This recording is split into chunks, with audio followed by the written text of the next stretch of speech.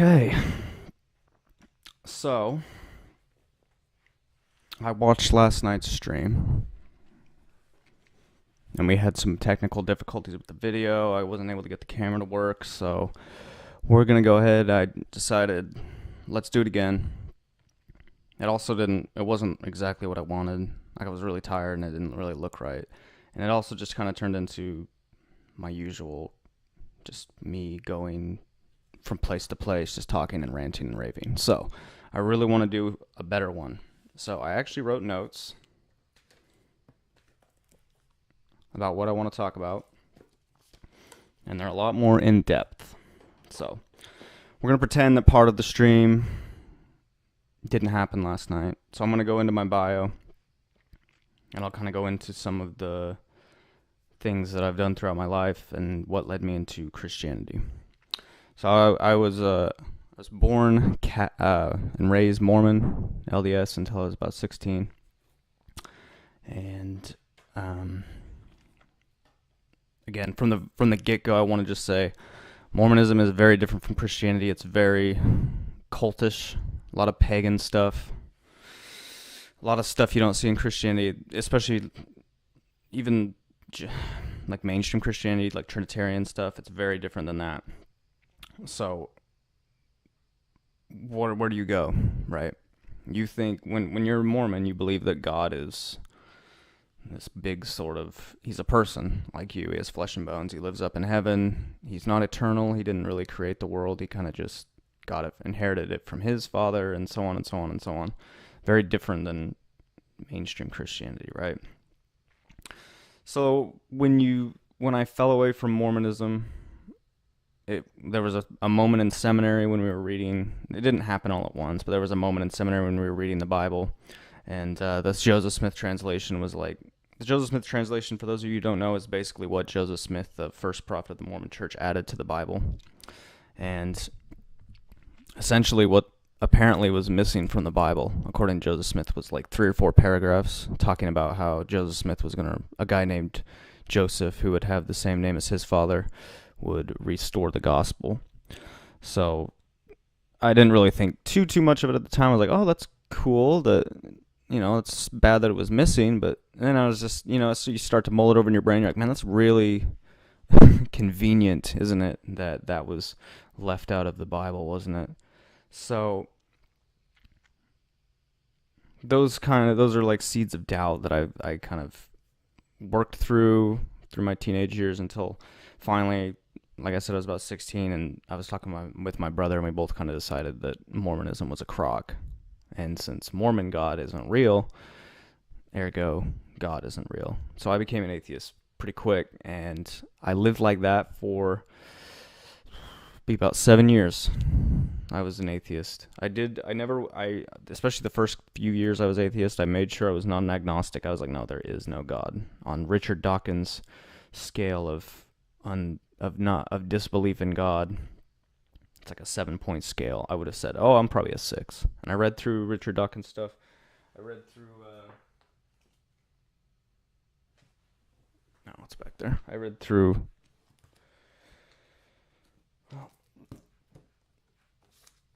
whatever. I read through some Stephen Hawking stuff. I read some stuff on quantum mechanics and all that. And I consider myself a godless heathen, whose main god was science and logic and rationality, and that was it, right?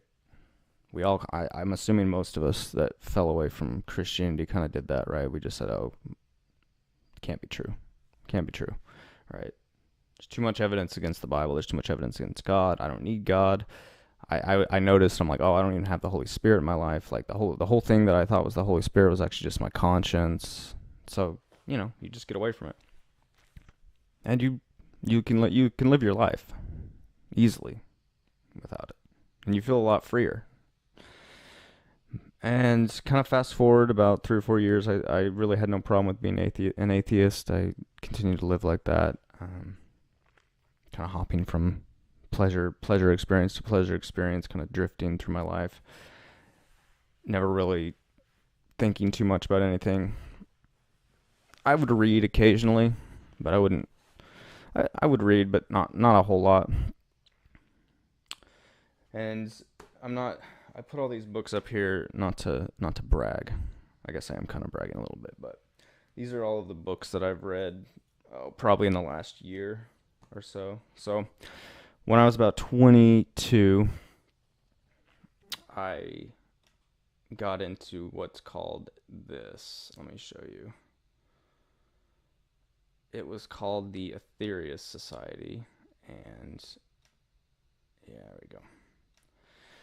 The Atheist Society was started by a guy named George King, a doctor. Apparently he received his doctorate from some weird fake university in the Middle East. It was started by George King, and essentially he was just a taxi driver. He became a taxi driver. He was in London, and this was back in the 60s, early 50s, or late 50s, early 60s, and he was a taxi driver, and he started practicing karmic yoga, and he had a spiritual experience where he would, he started to practice his yoga, and he would practice it and practice it and practice it until he came to, essentially, he was channeling a being. This person appeared in his house, in his apartment, and said like, "Oh, I'm this karmic being. I'm this divine." They call him the divine masters. He's like a divine yoga master from the Tibetan mountains, from Tibet. And he came and visited him, and he looked like, he was like a forgotten wizard master kind of thing, yoga master. And he told George King a bunch of this stuff. And so from there, George King started to channel aliens. Is what he believed he was doing. He was channeling aliens. And let me see. I have it written down. 12. Okay. 78.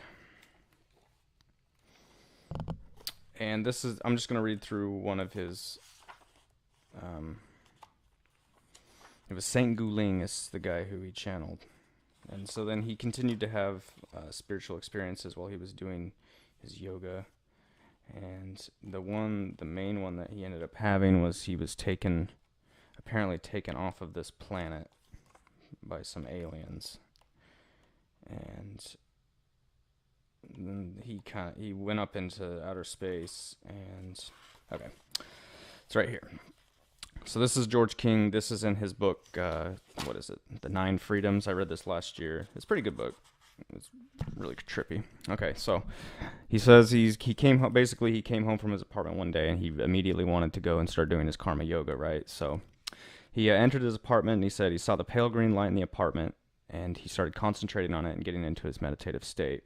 And he says that as I drew the breath in and locked it in the body, and this I'm going to read some of this for you.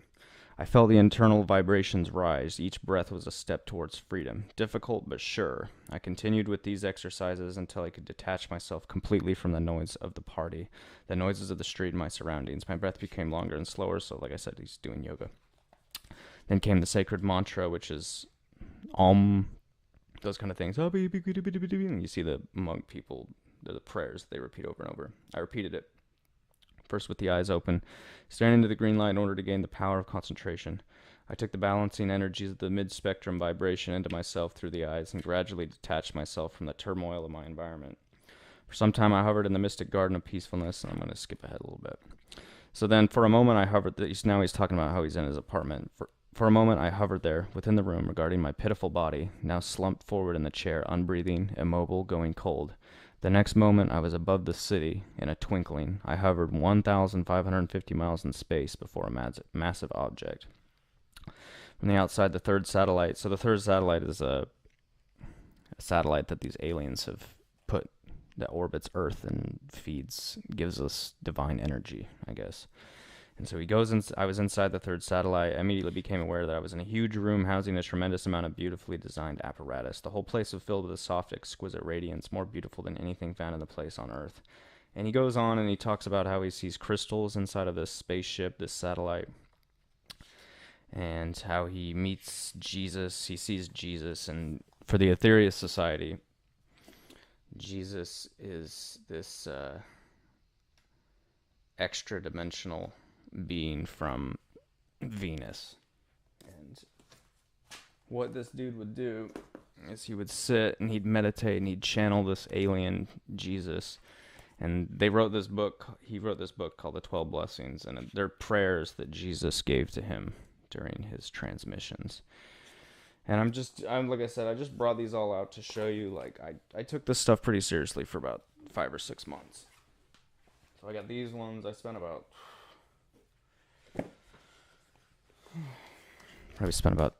$200, maybe $200 or $300 on everything. So these are all the books I have on the Atheist Society. They're all like yoga books. We got like the 9 Freedoms. That's the one I was reading from. This is the one that I originally got me started into it, and it's from. I found it in a record store actually, and I thought it was like divine providence that I found it. So I'm just gonna read you. So what he would do is he would enter this yogic state where he would channel the aliens from above, from the satellites above Earth. So the main one that he channeled was named Master Atheist, which is he was an interdimensional being from, I think, Saturn. I don't know. Anyway, so what he would do is he'd sit there and he'd have this thing over his eyes, and he would do I'll try and channel it the way that he channels it. Don't laugh. So he's getting interviewed by this guy, and the questioner says, "Good evening, your name is," and this is legit what Dr. King sounded like. He would say, "I am known as Atheist," and the questioner, "Where did you come from?" And the Master Atheist, "The planet Venus." "Where are you speaking from now?" "I am sorry, dear friend, I cannot answer that question for you." "I had wondered simply whether you were in a vehicle of some kind, a spaceship, described by Mr. King when he was talking to me of whether you were in a normal abode. But you can't tell me that." "No." Now, he would legit do this, like, weird Indian accent, and I can't do it, but I'm trying. So I'm going to do it. We're good on that. So, I took it seriously for a couple months. It was, from being an atheist for about 5.5 years, it was nice to have something to, kind of set your mind to beyond just materialism. And so I read the Bhagavad Gita and a couple other, and that one, and one of the other Hindu texts, because they recommend them, because they're all kind of related. But, about 3 or 4 months in, it was stupid. It was dumb. I mean, you'd sit like this, and you'd have your hands forward, and you'd pray, and you'd have to, you'd visualize shooting out, white beams of light coming out of your hands and healing the earth. Just stupid stuff. So from there, I was like, okay, I know it's not this. I know it's not, anything Eastern, really. Because meditation is cool, and it's good for you in some ways, but it's also... it's not the answer. It's not like everyone's like, "Oh, why don't you meditate? Do you do yoga? That'll make you feel better." It's not. It won't. It may temporarily, but at least it requires a lot more discipline than I have, and I couldn't do it. So from there, that was when I stopped. I stopped that. I started reading some more, and I read some Chomsky books and other stuff, and that was when I kind of started. I'd read this book when I was in college, and it was called, let me get it, Man's Search for Himself. It was written by Rollo May back in 1953. He was he was a psychotherapist. Let me get the book up. And this is some of the stuff, I wanted to read some of the stuff that he talks about. I think it's important. Because I think it's very applicable to today as well. So this is, like I said, he wrote this back in 1953. So he says, and I'm going to quote this: "What are the root problems in the middle of the 20th century, or you could say, or the 21st century? It may sound surprising when I say, on the basis of my own clinical practice as well as that of my psychological and psychiatric colleagues, that the chief problem of people in the middle decade of the 20th century is emptiness. By that I mean not only that many people do not know what they want, they often do not have any clear idea of what they feel. When they talk about lack of autonomy or lament their inability to make a decision, difficulties which are present in all decades, it soon becomes evident that their underlying problem is that they have no definite experience of their own desires or wants. Thus they feel swayed this way and that, with painful feelings of powerlessness. Because they feel vacuous and empty. The complaint which leads them to come for help may be, for example, that their love relationships always break up, or that they cannot go through with their marriage, or they're dissatisfied with their marriage partner. And this is the big one, I thought. So this is Rollo May. Like I said, he wrote this in 1953, and he's talking about the 20s. And he says, a decade or two ago, the emptiness, which was beginning to be experienced on a fairly broad scale by the middle classes, could be laughed at as the sickness of the suburbs. Sounds familiar, doesn't it?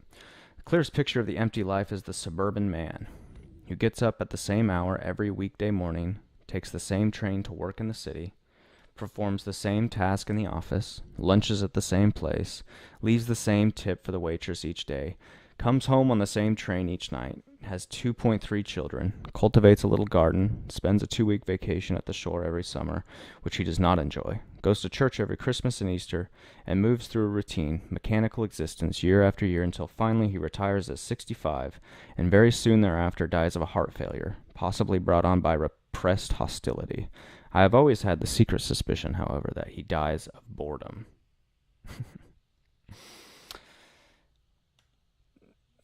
So while one might laugh at the meaningless boredom of people a decade or two ago, the emptiness has for many now moved from the state of boredom to a state of futility and despair, which holds promises of danger. The widespread drug addiction among high school students in New York City has been quite accurately related to the fact that great numbers of these adolescents have very little to look forward to, except the army, that's not as applicable today, or unsettled economic conditions, that's very applicable today. The human being cannot live in a condition of emptiness for very long. If he is not growing towards something, he does not merely stagnate. The pent-up potentialities turn into morbidity, despair, and eventually into destructive activities. So that's kind of the big thing with like the school shooters, right? You see them and they don't care about their fellow human beings, so why not? Life's meaningless. Might as well go out with a bang, right? It's the same thing. It's that empty feeling. And like I said, this dude wrote this stuff back in the 50s. How much more applicable is it to us nowadays? So this is what happens with when you're an atheist. You just feel empty, right? There's no sense in denying it. If you're an atheist, I'm sure you know what I'm saying. You feel empty. There's no meaning. There's nothing.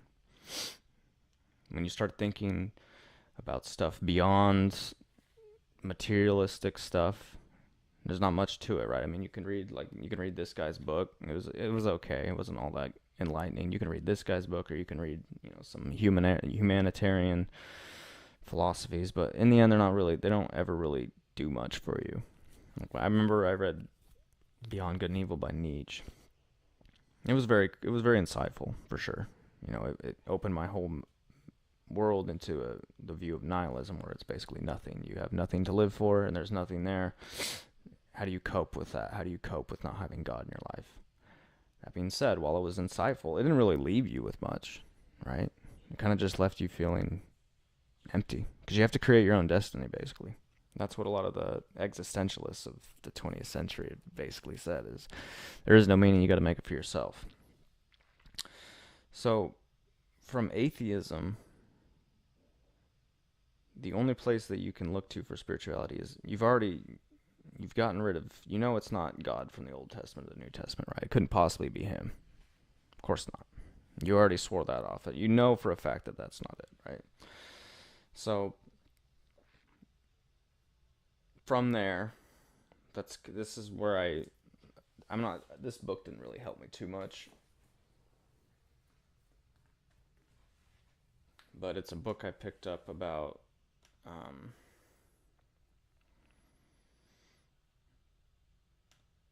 this is a book. This is a book I picked up about a year ago.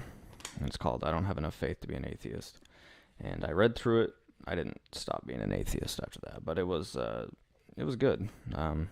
Definitely talks a lot about logic and stuff like that, and it goes over the historicity of the Bible. But the main takeaways that you can get from this book, especially if you're an atheist, and I'm gonna read just an excerpt from it.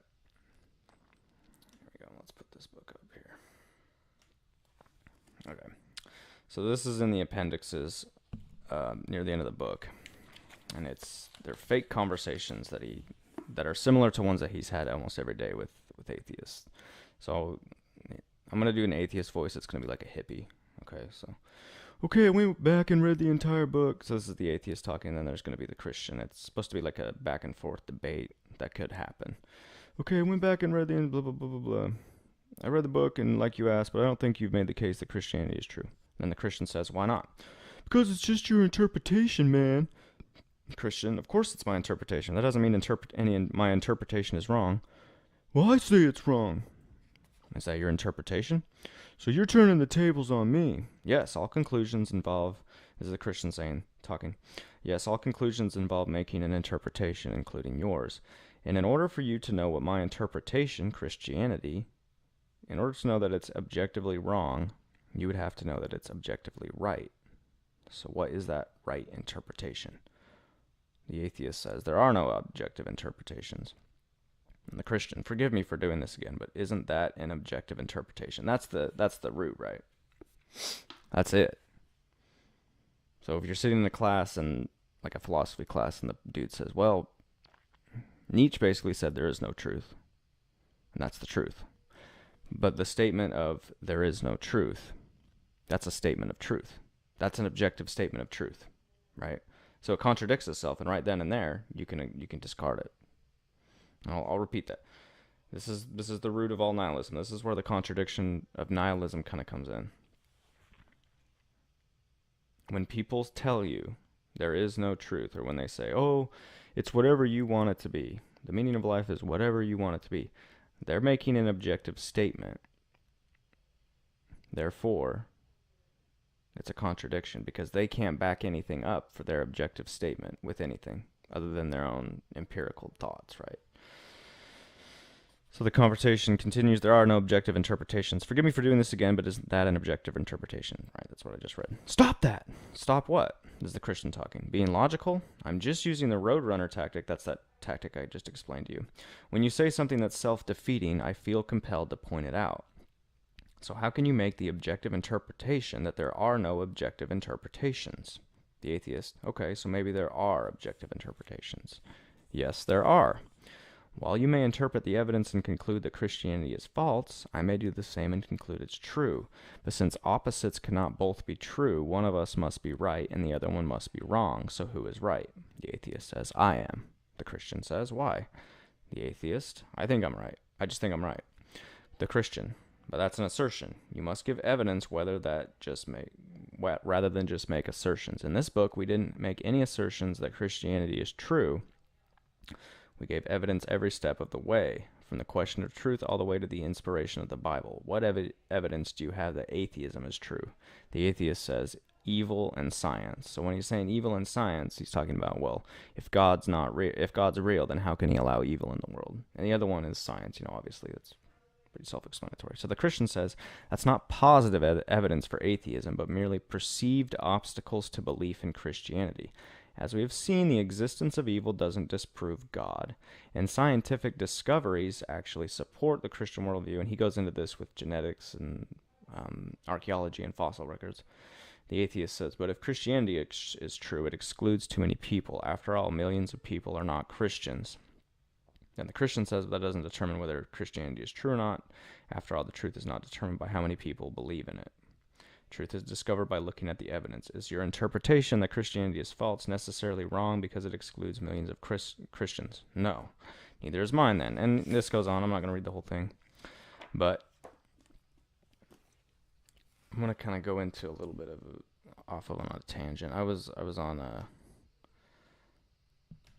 Quora, and there was this post. And this is about a month ago, and there was a dude asking the question. And the question posted was, how did you become an atheist? And I'd say about 80% of the reasons that people became atheists were were because of someone in a church that they didn't like or they didn't agree with, or a Christian in their life that didn't act like a Christian. They said, oh, well, then Christianity's not true.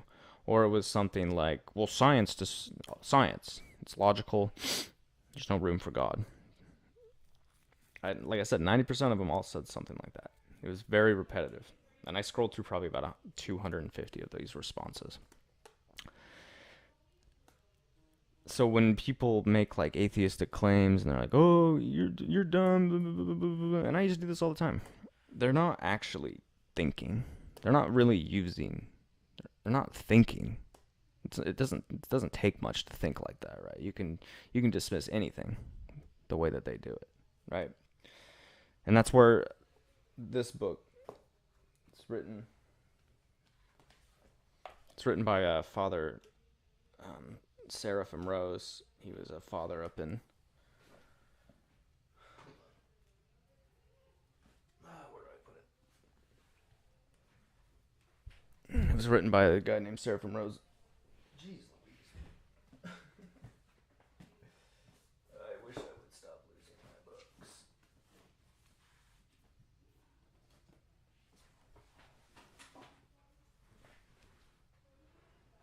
Well, maybe. It's called Nihilism. And it's let me just show you the cover to it. Yeah, there we go.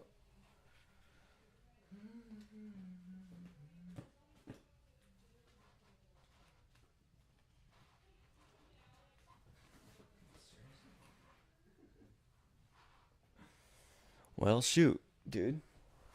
I literally just had this book. I was just highlighting stuff in it. Okay.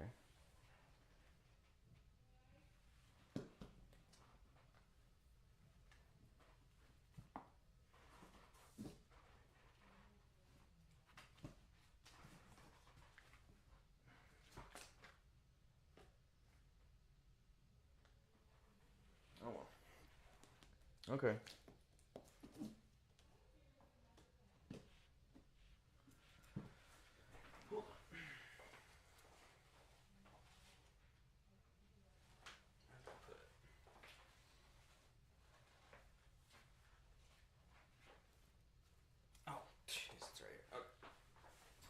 So this was, sorry about that. This book was written by Father Seraphim Rose. He lived up in, I think, Alaska. Yeah, he's this dude. He lived up in Alaska. There's a picture of him. He has a huge beard. He's an Orthodox Christian. He lived up in Alaska, I think. And he wrote this book while he was trying to come to terms with like atheism in his life.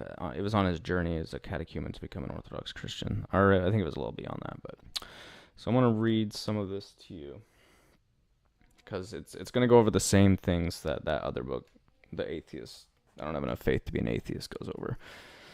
It's going to go over the same things about nihilism, and in my opinion, this one is actually a lot better.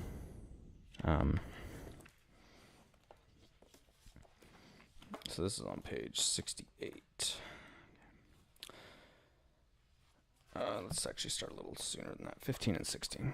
Okay. I went through this book a little while ago. All right. I'm going to quote from the book. All philosophy presupposes to some degree the autonomy of ideas. Philosophical materialism is thus a species of idealism. It is, one might say, the self-confession of those whose ideas do not rise above the audience, whose thirst for truth is so easily assuaged by science that they make it into their absolute. Sound familiar, right? Critical realism, or positivism, is the straightforward denial of metaphysical truth, proceeding from the same scientific predispositions as the more naive naturalism. It professes greater modesty in abandoning the absolute altogether and restricting itself to empirical relative truth. So he's talking about how, as an atheist, you have to come to terms with the fact that there is no truth. There's no objective truth. It's not somewhere out there. You can't find the truth. You can only get it from whatever your own personal opinion is. So then you go into this notion of relative truth, which is what he was just talking about, and they restrict themselves to empirical or relative truth. So you restrict yourselves to what you can see, smell, or think, basically. And we've already noted the contradiction in this position. The denial of absolute truth is itself an absolute truth. That's what I was saying when he says, if you say there is no truth, well, that's a statement of absolute truth. Again, as with naturalism, the very positing of the first principle of positivism is its own refutation. Agnosticism, like realism, may be distinguished as naive and critical. Naive or doctrinaire agnosticism posits the absolute unknowability of any absolute truth. So those are the dudes that you walk into and you go, well, do you believe in God? And they go, well, maybe, maybe not. I'm spiritual. You know, there's got to be something. So this is what he's talking about. He's talking about the agnostics. While its claims seem more modest even than that of positivism, it still quite clearly claims too much. If it actually knows that the absolute is unknowable, then this knowledge is itself absolute. Again, that's the self-contradiction that we were talking about. Such agnosticism is in fact but a variety of positivism, attempting with no greater success to cover up its contradictions. So if you want to be an atheist, and that's fine, whatever. But if you want to say, oh, well, we're the logical ones. We're the ones with the logic on our side. We've got science and logic. Right here in this book by Seraphim Rose and the other one, that's actually, where does logic come from? What is logic? What's the foundation? And this is where it goes into more like Plato's forms, where Plato believed in the world of the realm of the forms, where, you know, if we have a lamp here on Earth, this is just like a shady, crappy version of a lamp that exists somewhere out there. I don't want to say heaven, but it's the realm of the forms. So that's where we have logic down here on Earth, and it's a form of a perfect logic up there in heaven, or in the realm of the forms, whatever. That's Platonism, right? With the forms. So that's where he got his said, okay, I know the only way I can have logic is to say that it exists, there's a perfect version of logic somewhere out there in the universe, and that's where I'm getting this logic from. So in order for you to even have logic, you have to believe that there's something else to this world beyond just what you can perceive with your five senses. Because if not, you become an animal, essentially, right? Because you're just going to live by your impulses. And if atheists, even as me, if I were to take my atheism when I was an atheist to its natural conclusions, where I would say, okay, then I don't exist. I don't know if I can exist. Everything inside of my brain is just electricity going back and forth, telling me I'm seeing stuff. And that's what happens. That's why people go freaking crazy, all right? Because they just keep going further and further and further down into the state of an animal, into a state of nothingness. And this is where I really like this book by Rose. And it's on page 68. And I think this is the thing that a lot of people that say they don't believe in God, they need to realize. It's called the worship of nothingness. So nothingness, in the sense in which modern nihilism understands it, is a concept unique to the Christian tradition. The non-being of various Eastern traditions is an entirely different, a positive conception. So that's I exist with everything in the universe. The universe is inside me. Everything is one. That's the idea. That's in the East. But this is different. A positive conception. The nearest they approach the idea of nihil is their obscure notion of primal chaos. You got to get that chaos. Little chaos. You gotta. That's Jordan Peterson for you. His chosen people alone has he revealed the fullness of truth concerning the beginning and the end of things. To other peoples, indeed, and to the unaided reason, one of the most difficult of Christian doctrines to understand is the creatio ex nihilo. I don't know. Creation out of nothing. God's creation of the world, not out of himself, not out of some pre-existent matter or primal chaos, but out of nothing. In no other doctrine is the omnipotence of God so plainly stated. So this gets a little bit more interesting. So he's talking about the God of materialism, essentially. Atheists we got rid of our God, right? We didn't have a God. So what did we do? We started to worship other things. Yet if Christianity were merely one religion of philosophy among many, its denial would not be a matter of such great import. Joseph de Maistre, who is astute in his criticism of the French Revolution, even if his more positive ideas are not to be trusted, saw the point precisely. in its time where the effects of nihilism were far less obvious than they are today. So he says, there have always been some forms of religion in the world, and wicked men who opposed them. Impiety was always a crime too, but only in the bosom of true religion can there be real impiety. Impiety has never produced in times past the evils which it has brought forth in our day. Okay, think about the 20th century with the communist, socialist takeovers with the Nazis and the Bolsheviks. They were atheists, okay? They were anti-religious people, especially Lenin when he started it, and Stalin eventually. They slaughtered millions of Orthodox Christians up in Russia. They would go and plunder the churches. So that's what communism is. It's a straight material world where there's nothing. Humanity is the highest form in materialism, right? To fight this very God who has created him out of nothingness requires, of course, a certain blindness as well as the illusion of strength, but no nihilist is so blind that he fails to sense, however dimly, the ultimate consequence of his action. The nameless anxiety of so many men today, and this is just like what Rolame said, of so many men today testifies to their passive participation in the program of anti-theism. So that's what atheism really is. It's actually just anti-theism. And he goes more into depth. This book's really good. You should read it. He goes more into depth. It's not very long. It's only like 100 and some pages. He goes into the depth about how you can't be an atheist without being an anti-theist. You can't just be a straight naturalist. This anxiety and this abyss are precisely the nothingness out of which God has called each man into being, and back to which man seems to fall when he denies God, and in consequence denies his own creation and his own being. Just like I was saying, the further you take your atheism, the further down you go, where you go basically become an animal. That's the natural conclusions of atheism and materialism. So, if you're going to be an atheist, do it right. I mean, Richard Dawkins just said, I think about a year ago, he just said, well, obviously cannibalism is natural. Why wouldn't it be? What's immoral about cannibalism? The animals do it. We're animals. That's what happens. Okay? And this is more where I'm going to kind of get into, like, poking fun, I guess, because when you start to look at what the atheists say from even from like a Christian apologist statement, it all just sounds so naive. It sounds so childish. For instance, so I drew this picture about a couple minutes ago. It's called Atheist Bro. There we go. So he says, dude, I don't need the Bible to be a good person. I'm not that weak. Richard Dawkins, man. Am I right? Game of Thrones, etc. And I said, Avengers, man. Oh, the Gilmore Girls, man.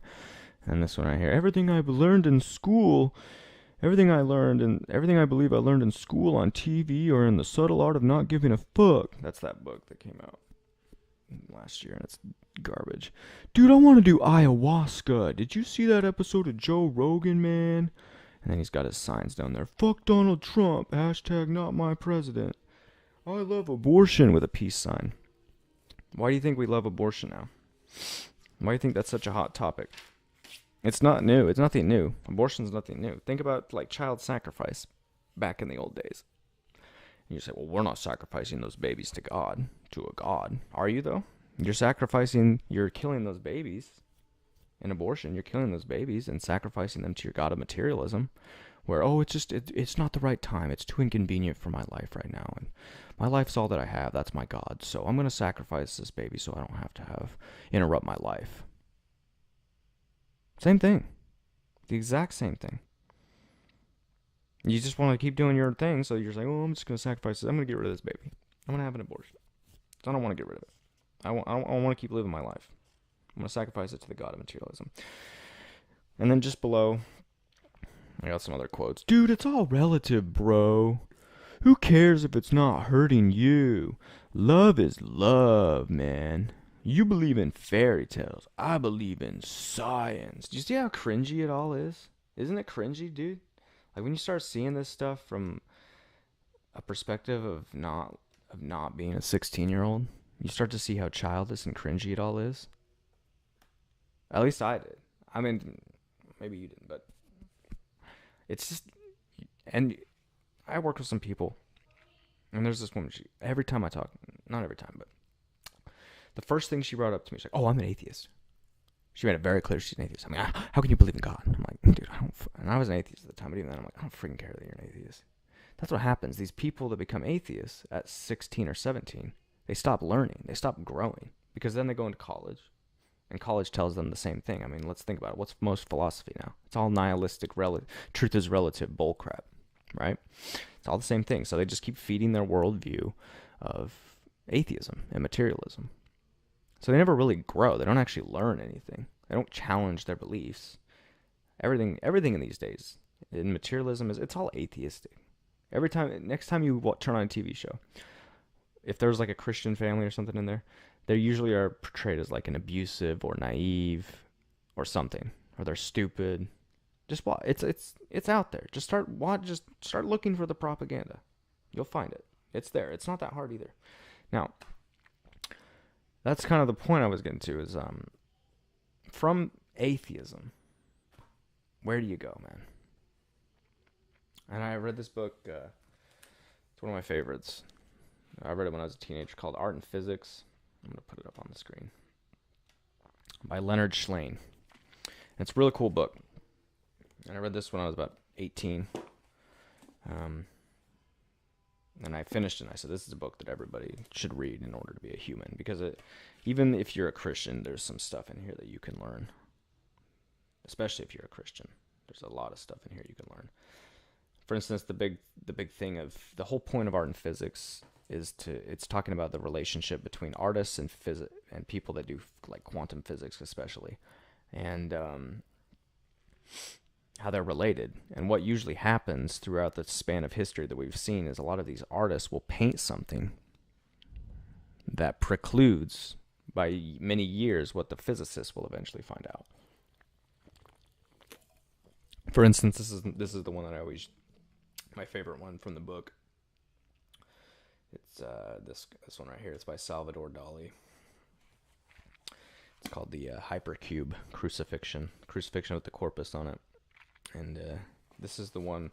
Dali painted this picture, this painting. I'm gonna flip to it in the page in the book here. 230. Sorry, I was on the wrong page. So Dali painted this picture in 1954, and so he said, and right here it says, when mathematician, to explain what this figure represents, a review of some basic geometry is necessary. Now this is Leonard Shlain talking in the book. In Euclid's three-dimensional geometry, a point is defined as something that has no sides and no dimensions. A line, which is a form that exists in the first dimension, has no depth or width, only length. Moving up a dimension, a plane exists in two dimensions. For example, a square, which has four sides. A plane has width and length, but no depth. A cube is a form that exists in three dimensions and has six sides. So this is called this painting right here is called the hypercube. And essentially what this is a cube in four dimensions. If you were to put a cube into four dimensions, that's what it would look like. So he continues, when mathematicians began to tinker with the possibility of a geometry of higher dimensions, they tried to imagine the spatial configuration of a four-dimensional cube. Now try to imagine that in your brain. It's hard. The human brain, unfortunately, has evolved to deal with only three-dimensional world, and the exercise is virtually impossible to compute. As we saw earlier, the problem can be graphically posed by simply looking at the corner of any room where the ceiling and the two walls intersect, and trying to determine where a fourth perpendicular might be inserted. Try that if you're in a room right now. Look at that corner. I'm looking at that one right there in my room.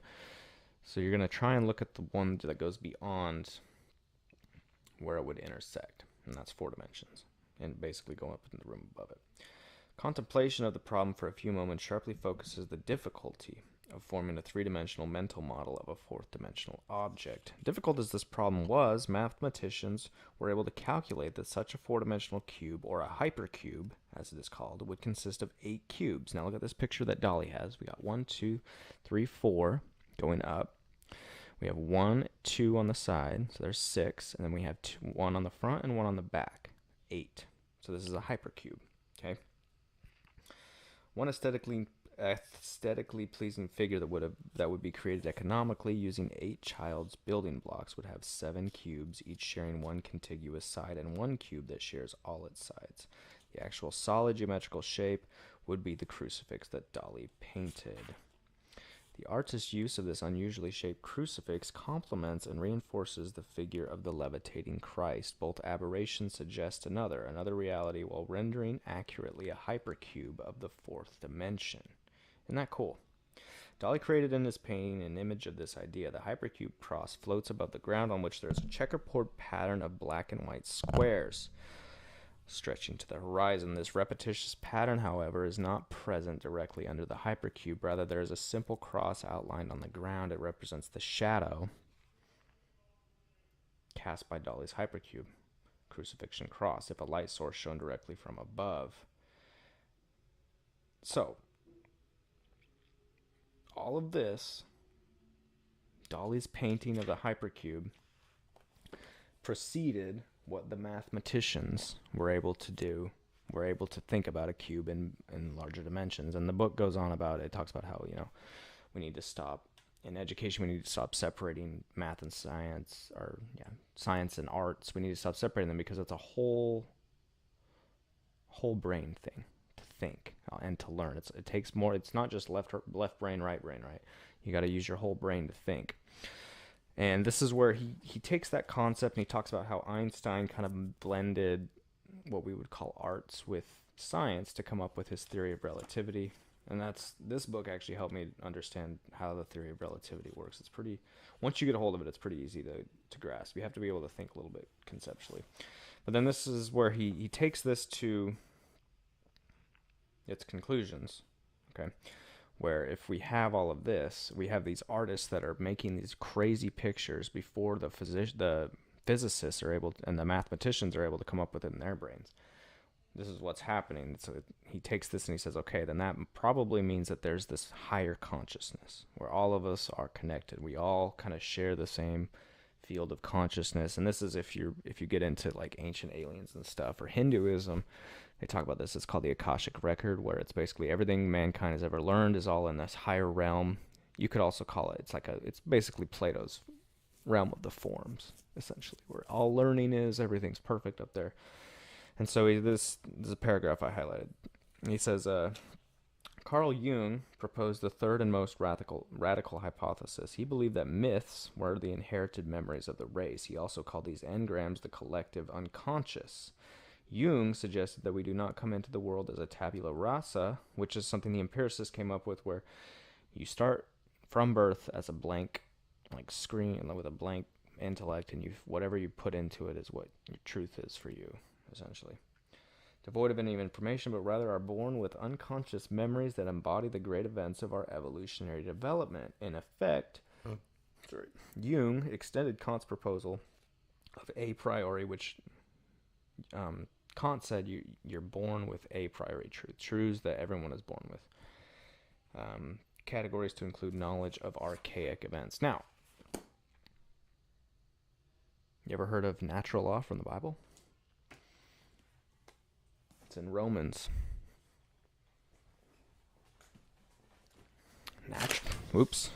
Natural law, as written in the Bible. I actually didn't think I was going to pull the Bible out in this live stream, but we might as well. I was trying to keep it a little bit more materialistic. Okay. Or maybe it's in Hebrews. Might be in Hebrews. Okay, sorry, it's in Hebrews. Maybe if I can't, there we go. Hebrews, blah, blah, blah, blah, blah. Priesthood, or orders of the church government. Well, I apologize. I didn't think I was gonna be whipping the Bible out, so I didn't think to look it up and make sure I knew where it was. But I'll just kind of fill you in with it. Natural law is essentially God gave every person a conscience. This is not the Holy Spirit. This is your conscience. God gave every person a conscience, and whether or not you know it, you have to stop lying to yourself. No matter, maybe even if you've sinned or whatever a billion times in your life, and it's made it so that you don't even believe that stealing is wrong. You know, when you steal something, there's a tiny little part of you, and it gets bigger the more you come to realize your conscience is not just your conscience. About that, it's stealing is wrong, right? And that's what our society is based on, right? That's what Jung was talking about, how everyone has the same, universal myths. He talks about the hero cycle, right? Where everyone has the same gods. They're all born of a virgin and blah, blah, blah, blah, blah, blah, blah, blah, blah. It's all the same, right? So, God, if you do not find God, if you don't become Christian, or if you were in the old covenant and you were a Gentile, if you were part of that, or you didn't get a chance to receive the gospel from Christ, you will be judged based on your listening to your conscience, basically, which is your natural law that God instilled in every single person. Isn't that funny? That's what this whole art and physics book is about. It's about people coming to the same conclusions from different perspectives. We're all wired very, very the same. Now, when we choose different paths in our life and we start to do different things, and depending on which path we take, or if we're whatever, we diverge, but we all have the same fundamental, basic beliefs, right? Don't steal, don't kill, don't rape, don't blah, blah, blah, blah, blah. We have them all. That's probably God, right? Now, atheists, it's not God, that's an evolutionary thing from blah, blah, blah, blah, blah. And here, that's a theory. This is, again, if you're going to say that, if you're going to say, it's just evolutionary because it was in our best interest to not just kill each other always and to form societies for our survival. Okay. Where's your proof? Well, natural selection and the fact that, the people that helped each other were the ones that kept going and going and going and going. They're the ones that are still here. That's a theory. What proof do you have of that? Because in order for you to be a materialist, in order for you to be completely logical in your atheistic perspective, it has to be something that you can get with your five senses. Anything beyond that enters the realm of metaphysics or philosophy. So if you're going to be like that, then you need to give me your proof for that. So your presuppositions will be exposed, and you will contradict yourself. Okay? From there, if you're an atheist, you can find, this is where I'm going to kind of start getting a little bit more personal, since I used to be an atheist. From an atheist perspective, you can find God again. I'm just going to let you know that. I'll lay it all out. It's not easy. I spent 7 years convincing myself that God wasn't real. So I need to at least give myself another 7 years before I start making conclusions. Okay? So, it's not easy. And I don't have all the answers just yet. I haven't had some beam of light come down and tell me, here's God, Christianity, blah, blah, blah, blah, blah. I haven't had any of that. I read the Bible all the way through, though. Old Testament to New Testament. Sorry, I don't know why I'm slamming books down, especially that one. Old Testament to New Testament. And I got to about, I think it was Matthew 26. And that was when I finally realized, and this is the only little thing of truth that I ever said. And I was reading a footnote about it. And I said, I could probably be a Christian again. From there, again, I haven't had this huge Protestant idea of did you have Jesus into your heart? Did you pray to him and he came down and entered you? No. I don't need to. Because I've approached Christianity the same way I would approach any other school of thought. It's the same way I approached the humanities with Chomsky and stuff, the same way that I approached the Atheist Society, the same way that I approached atheism, where you start reading into it and you start looking into the truth. And I have to tell you, the truth is there. It can't be anything else. So I've like I said, I've spent time reading. I've read, these are some of the books I've read about from Orthodoxy. I know, just to show you that I'm not lying, I have invested time and money into giving this an honest look. And I have to tell you, it's the only thing. It's whatever you've been looking for in your life. It's Christianity. That's it. And that's not a cop-out, and that's not, oh, it's pathetic. You don't need God, that's pathetic. Whatever. Be bitter. Humble yourself a little bit, though. And just realize, people are always like, oh, I'm so unhappy. Why is life so hard? Why am I depressed? Why do I have so much anxiety? It couldn't possibly be spiritual despondency now, could it? It couldn't possibly be the fact that you live an empty, meaningless life, right? Couldn't possibly be God, right? No, of course not. So, I also want to touch current atheists, and I'm talking to myself when I used to be an atheist. It's not your fault, okay? Western Christianity, especially Protestantism, especially like evangelicals and Pentecostals, they are destroying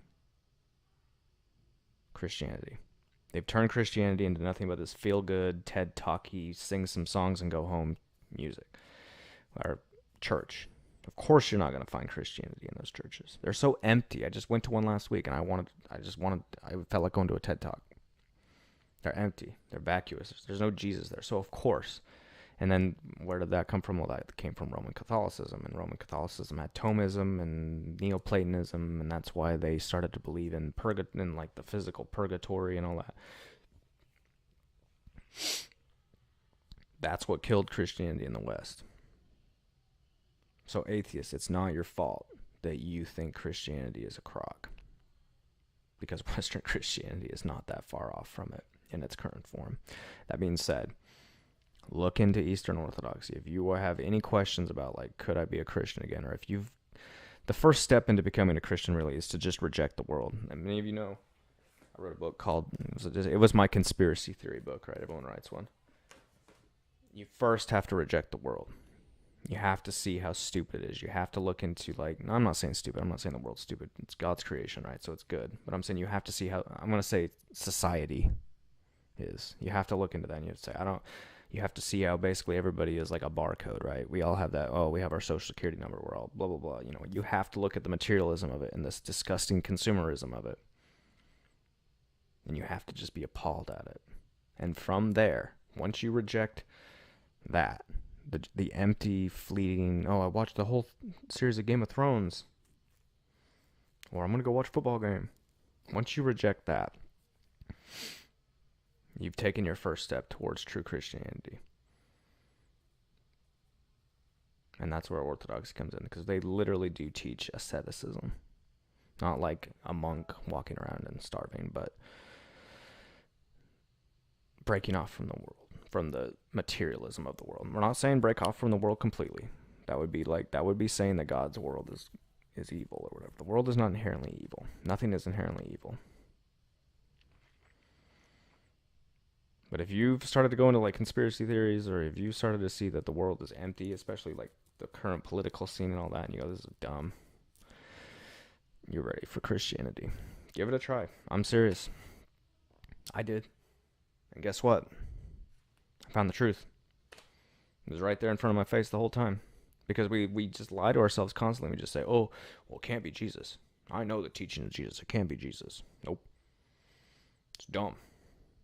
Well, I gotta stop being so mean. I'm trying not to be so judgmental. That's what I'm working on. So these are my tips to those of you who take my advice and want to look into Orthodoxy. Or if you want to start looking into just Christianity. My first tip is to sit and stare at a wall for 15 minutes without fidgeting. See what happens. Just take my advice. You have to think, what do you want from life beyond materialism? I got the D-backs. I got my baseball game coming up on Saturday. Blah, blah, blah. I'm going to go to that. What do you have to look for beyond that, though? Beyond what you can buy or smell or eat or touch, the sex, the pleasures. Beyond that, drinking, beyond that. What do you want from your life? I know I sound like your dad. I sound like a dad right now. And the last thing, video games and other such entertainments are fleeting, right? That's why we're so friggin' unhappy. We're enslaved. Well, not enslaved, but of course we're not going to find meaning. That stuff was meant to distract us. People are always like, well, how do you have so much time to read books? How do you read all these books? Someone's like, how do you read the Bible in 3 weeks? What else am I going to do, dude? I can't watch TV. It's boring. It's propaganda. Not that interesting. It's all the same. I'm not going to go on Facebook. It's boring. Plus, it's like, they're tracking you. So what else do I have to do? I guess I'll just read. It's either read a book or write a book. So, all right. Well, that's the end of my my live stream. I didn't see if we had any comments. Let me see. Oh, thank you, Cafe. I agree. Atheists don't use ayahuasca. I disagree with that. Joe Rogan said he's an atheist and he uses ayahuasca. Atheism is an intellectual fad for teenagers. Absolutely. Thanks, dude. Well, that's all I got for you. I will continue. I kind of want to go over some of these books eventually. Kind of go point by point on some of these. Just go over them. And maybe we'll do that. Let's kind of start. Maybe they won't be in live streams, but I would like to do some episodes on some of these books because they're really good. And I would say the first book that I would recommend, other than the Bible, if you don't want to read the Bible, read this one. If you're an atheist or something, or you don't know where to find your truth, read this one. It'll do a pretty good job.